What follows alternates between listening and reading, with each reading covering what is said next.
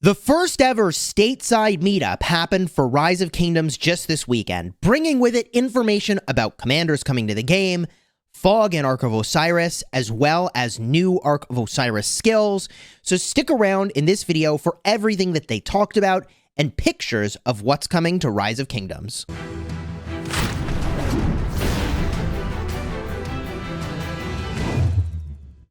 Hello my friends and welcome back. I'm Chisgule Gaming, and just this weekend they held the first ever stateside meetup for Rise of Kingdoms. And just like in the meetup they did many months ago, I believe it was in China, the developers shared information about the future of Rise of Kingdoms and the direction of the game.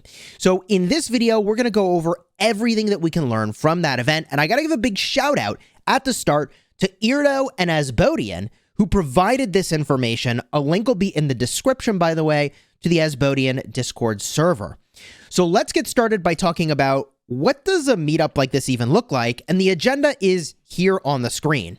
The thing you're most interested in is the 15 minutes of future plans, where a ROK producer came and chatted, and also the Q&A session with the developers. I really wanted to attend this event, but unfortunately I could not. Fortunately, however, I do have a very happy, healthy little baby that's less than a week old. But that's why I couldn't travel to the event. We knew that the baby was coming. I really wanted to go. So again, a big thank you to Asbodian and Irdo for providing the information I'll be sharing today. Now, if you want to see a little bit more of what the meetup looks like, you know, they hang up a bunch of posters, you go to a restaurant, you use some emojis here to break the ice a little bit and meet some people. They even had some Rise of Kingdoms themed sliders here. GG, let's go. But let's get into the stuff you really want to see, right? What do we know about the future of the game? First, we need to look back to when the developers teased this in the Chinese meetup, where they showed Zhuge Liang and also another commander here that we don't know who they are just yet, but they showed new pictures right over here. We have Zhuge Liang on the left and a mystery commander on the right. So these are silhouettes for upcoming commanders, and we do know that there is archer commanders coming to the game, and I believe these are the archers that will be coming to the game very soon.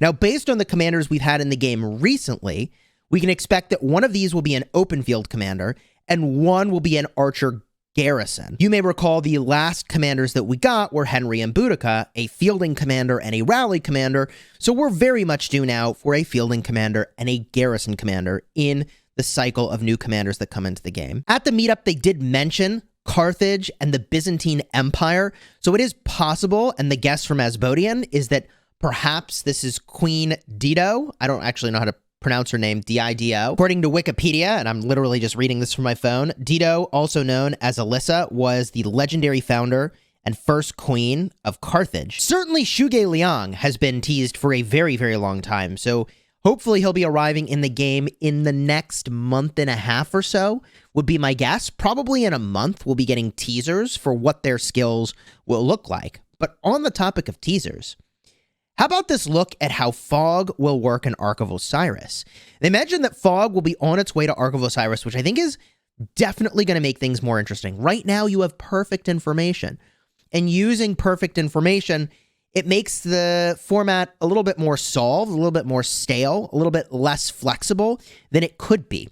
So I think the addition of Fog to Ark of Osiris is really cool. And it took me a second to figure this out, but this is the player from the red team zoomed out so that you can only see the pyramids or the diamonds here of each of the marches, and you can see that each of them has a radius for which you can see. Just like how you have this in Champions of Olympia, there's sort of a radius that each march can see.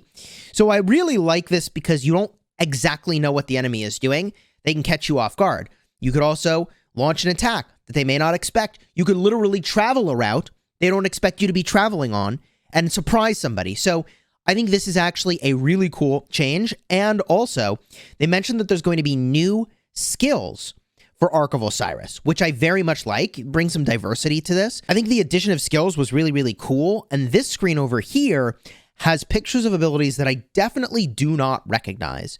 All the way in the upper left, and I'll zoom in on this, there's a 0 cost ability. I really like this. Basically, that's an ability that has a cooldown, but otherwise doesn't have a cost. So this is kind of interesting. I don't know if that's something that might get abused, potentially. It depends on what the ability is, but for 0 cost, it can't be too powerful, but it does take up a skill slot on your bar. So you're sort of doubling down on the other skills you have that cost stuff in order to have skills that are potentially free.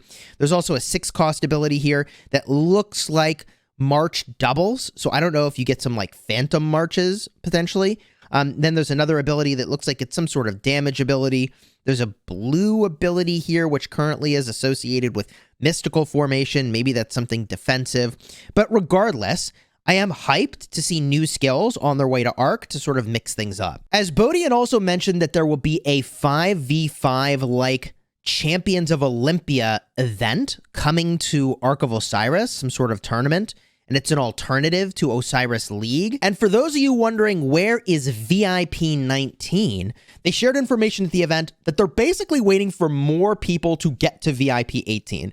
And once more people have gotten to VIP 18, then they'll release VIP 19. But it looks like there's not nearly enough people at VIP 18 yet, and VIP 19 probably won't even come this year. And for those of you that play on the PC version, like I do, somebody asked if there would be multiple windows, so if you could play like multiple instances at the same time.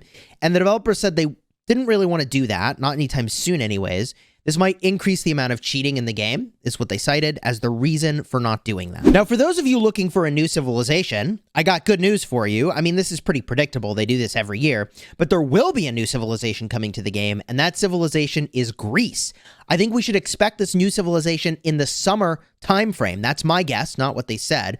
Because last year we got one in the summer time frame, and we did the year before that as well. So one civilization per year seems to be the pacing, and typically that means we're getting another epic commander. So I would assume we're getting an epic commander. Now, what civilization bonuses they'll give, it's kind of hard to say. In terms of what troop type I think the civilization will benefit, I would guess that it's either going to be cavalry or infantry. And when you mention Greece, I personally think of infantry. That would be my best guess.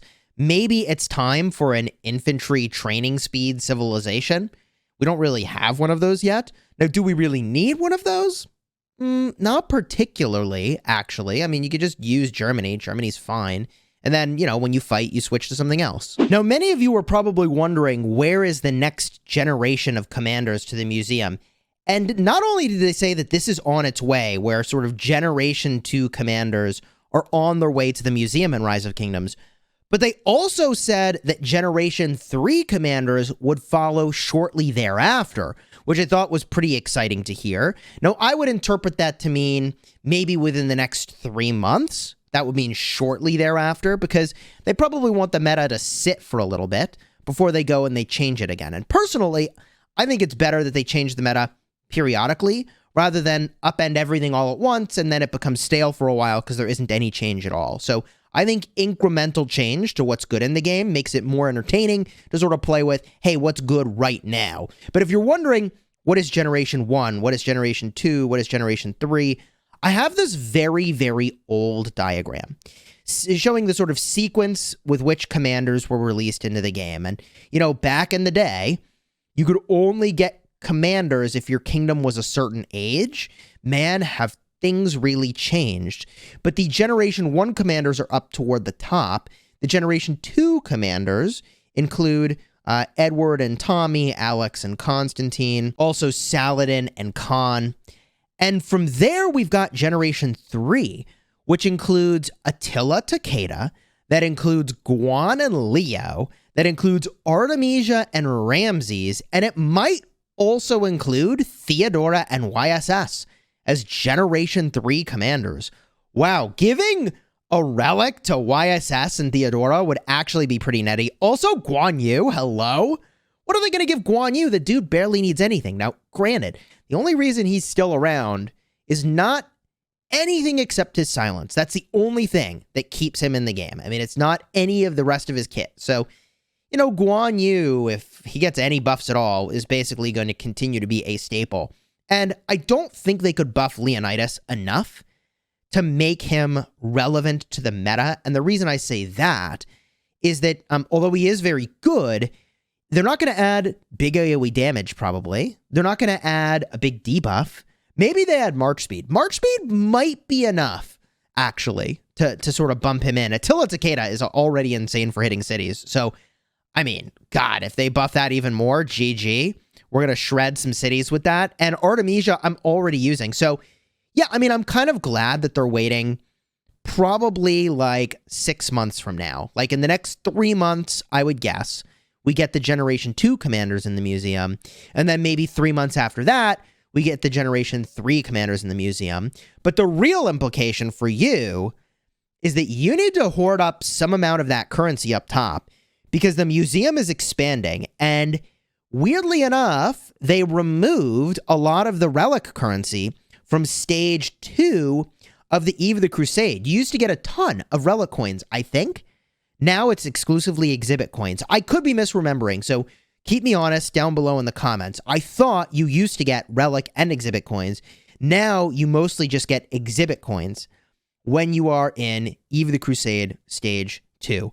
But either way, just be smart with your relic coins. This is my main, and you'd think I'd just drop a bunch of them onto stuff, because why the heck not? I mean, heck, I probably should do Minamoto and Double C, right? Just for my Barb Fort rally on my main account. I mean, surely I'll swarm stuff with Minamoto and KVK. I plan to do that, so I'll relic him.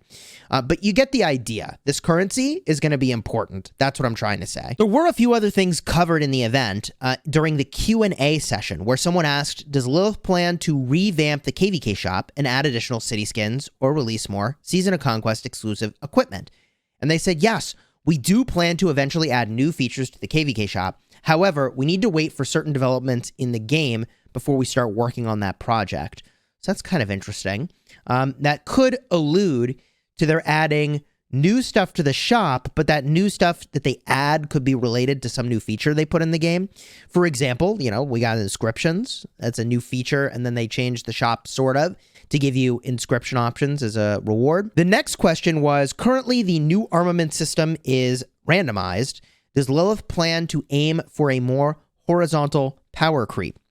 And they said, currently we've been working on refinements to the system for the past 2 weeks and listening to everybody's feedback. We'll update the community as soon as possible once we put together a better system. Now, I wouldn't read into the exact language here too much, in part because I'm getting this secondhand, but I would be very surprised if the armament system stops being random. Like, I hate to say it, but it probably will continue to be random, and they probably will just add things to make the randomness less painful.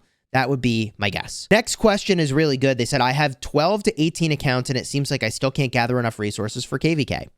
Yes. Does Lilith plan to revamp the farming situation? And they said, yes, we are aware of this situation and do indeed plan to make some refinements to farming so our governors can be more prepared for KVK. Overall, it seems like this was a pretty cool event. I mean, the developers shared information about the future of the game, and if you've got any thoughts or comments about the things that they shared, definitely let me know down below in the comments. If you want to see the previous video where they teased Shuge Liang, there'll be a card in the end screen in just a second.